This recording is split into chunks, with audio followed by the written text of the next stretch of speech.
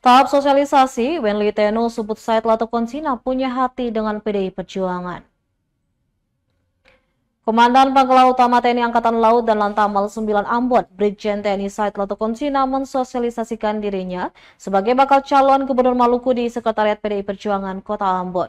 Usai sosialisasi, Sekretaris DPC PDI Perjuangan Kota Ambon, Wenli Tenu menyebut bahwa Said Latukonsina punya hati dengan partai yang dinakodai Megawati Soekarno Putri itu. Pasalnya, Said Latukonsina menjadi bakal calon pertama yang mendatangi markas Benteng Moncong Putih itu untuk tahapan sosialisasi. Dia mengatakan semua figur berharap bahwa Said Latukonsina lah yang akan bisa menyatu dengan para kader yang ada. Dia berharap bakal calon asal negeri Pelau Maluku Tengah itu akan terus konsisten dengan PDI Perjuangan. Dari DPC hanya akan melakukan tahapan penjaringan. Untuk rekomendasi kewenangan, Wenli Tenu mengatakan ada pada DPP PDI Perjuangan.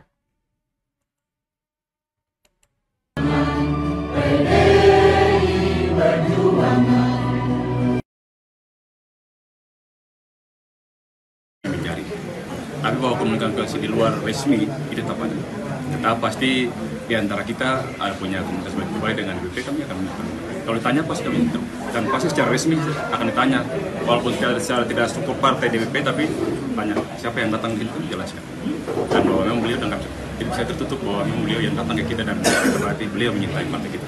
Jadi kalau pada akhirnya PDP rekomendasi Pak Said tetap satu barisan ya? Itu pasti nanti Bapak akan saksikan sendiri bagaimana komitmen kita, partai kita, dan ketika bilang ketika komunikasi itu perintah sudah turun, maka yang tadinya masih komunikasi bias satu itu, dan kami bisa buktikan, pastikan bahwa memang itu benar. Karena konsekuensinya apabila kita tidak konsisten dengan komitmen kami, maka Ibu Mega bilang silakan keluar. Jadi itu yang membuat, tapi bukan soal nanti soal sanksinya. Kami memang betul-betul semua kader PDI Perjuangan bisa teguh dengan komitmen untuk menangkan satu keputusan yang diputuskan.